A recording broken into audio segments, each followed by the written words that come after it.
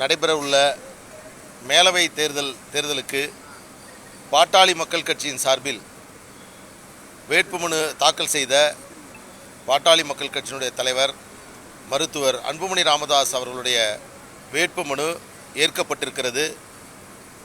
இன்று வேட்புமனு பரிசீலனையின் போது அவருடைய வேட்புமனுவை பரிசீலித்த தேர்தல் அதிகாரிகள் தேர்தல் விதிகளில் உள்ள அனைத்து நடைமுறைகளையும் முறையாக பின்பற்றி வேட்புமனு சரியாக தாக்கல் செய்யப்பட்டிருக்கிறது என்ற அடிப்படையில் அவருடைய வேட்புமனு இன்று ஏற்கப்பட்டிருக்கிறது. இந்த வேட்புமனு ஏற்கப்படுகிற அந்த நேரத்தில் இதற்கு ஆட்சேபனை தெரிவித்து சிலர் பேசினார்கள். அவர்கள் இந்த மனுவை ஏற்கக்கூடாது என்று தங்களுடைய ஆட்சேபனை தெரிவித்தார்கள். ஆனால் தேர்தல் அதிகாரி அவர்கள் எங்களுடைய தேர்தல் விதிகளின்படி இந்த வேட்புமனு அமைந்திருக்கக்கூடிய காரணத்தினால் இதற்கு மேல் உங்களுக்கு ஆட்சேபனை என்றால் நீங்கள் நீதிமன்றத்திலோ அல்லது இந்திய தேர்தல் ஆணையத்திலோ நீங்கள் முறையிடலாம், ஆனால் இந்த அளவில் நாங்கள் ஏற்றுக்கொள்கிறோம் என்று சொன்னார்கள். இந்த நேரத்தில் பத்திரிகை, தொலைக்காட்சி, ஊடக தமிழக மக்களுக்கு நாம் தெரிவித்துக் கொள்வது என்னவென்றால், நேற்றைய தினம் மருத்துவர் அன்புமணி ராமதாஸ் அவருடைய வீட்டில் வேலைக்காரனாக இருந்த ஒருவர் ஒரு விண்ணப்பத்தை தாக்கல் செய்ததாக உடனடியாக அதற்கு பெரிய ஒரு செய்தியை வெளியிட்டு அது ஒரு பெரிய பிரேக்கிங் நியூஸை நேற்று நீங்கள் செய்தீர்கள். இது மிக மிக கேலிக்கூத்தாக ஒரு காமெடியாக இன்றைக்கு அமைந்திருக்கிறது. அந்த பையன் மருத்துவர் அன்புமணி ராமதாஸ் வீட்டில் வேலை செஞ்சிட்டு இருந்தவன், அவன் அங்கே பல்வேறு முறைகேடுகள் செஞ்சான்னு சொல்லி அவனை நாங்கள் வீட்டை விட்டு வெளியே அனுப்பினோம்.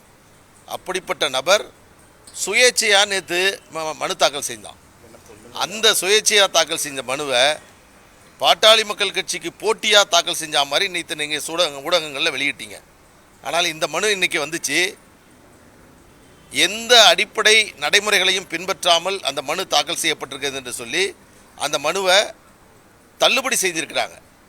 இதில் என்ன கொடுமைன்னா, போட்டி என்று சொல்லக்கூடியவர் மருத்துவர் ஐயாவினுடைய கையொப்பத்தை நாங்கள் வாங்கி கொடுப்பதாக சொல்லக்கூடியவர்கள் தற்பொழுது மருத்துவர் ஐயாவிடம் 2 சட்டமன்ற உறுப்பினர்கள் இருக்கிறார்கள். அவர்கள் கூட அந்த மனுவிலே முன்மொழியவில்லை.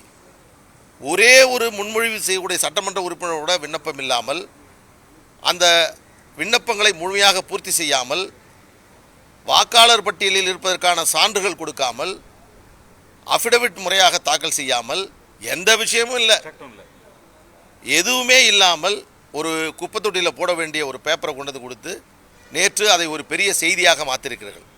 நான் இந்த நேரத்தில் தெரிவித்துக் கொள்வது என்றால், அவர்கள் என்ன நினைத்து கொண்டு செய்கிறார்கள் என்று சொன்னால், மருத்துவர் அன்புமணி ராமதாஸ் அவர்களை ஒரு அசிங்கப்படுத்த வேண்டும் என்று நினைத்து செய்கிறார்கள். ஆனால் இவை அனைத்துமே மருத்துவர் ஐயா அவர்களை, அவருடைய நற்பெயரை களங்கப்படுத்த, அவருடைய புகழுக்கு இழுக்கு ஏற்படுத்தக்கூடிய வேலையை தொடர்ந்து செய்கிறாங்க.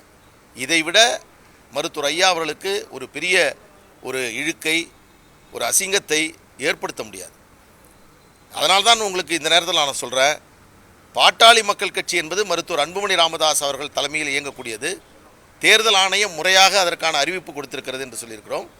இன்றைக்கி கூட பாருங்கள், இதற்காக நாங்கள் வழக்கு போட்டோம், டெல்லி உயர்நீதிமன்றம் எங்களுக்கு ஆதரவாக தீர்ப்பு கொடுத்துச்சு, சென்னை உயர்நீதிமன்றத்தில் தீர்ப்பு வாங்கிட்டோம், சிவில் நீதிமன்றத்தில் கேஸ் போட்டோம் அப்படின்னு எல்லாம் சொன்னாங்க. ஆனால் இன்றைக்கு என்ன நடந்திருக்கிறது? தேர்தல் ஆணையம் மனுவை பரிசீலித்து இதற்கு பாட்டாளி மக்கள் கட்சியின் சார்பில் போட்டியிடுவதற்கான அந்த சான்று அதிகாரம் அளிக்கக்கூடிய அந்த நகலும், மருத்துவர் அன்புமணி ராமதாஸ் அவர்கள் கையெழுத்திட்ட அந்த நகலும் தேர்தல் அதிகாரிகளால் ஏற்றுக்கொள்ளப்பட்டிருக்கக்கூடிய வேளையில், இனி வரும் காலத்தில் பாட்டாளி மக்கள் கட்சி மருத்துவர் அன்புமணி ராமதாஸ் அவர்கள் தலைமையில் அவர் வழங்கக்கூடிய சான்றின் அடிப்படையில் மாம்பழம் சின்னத்தை பெற்று வரக்கூடிய தேர்தல்களில் போட்டியிடுவதில் எந்த தடையும் இல்லை என்பதை நீங்கள் தெரிந்து கொள்ள வேண்டும்.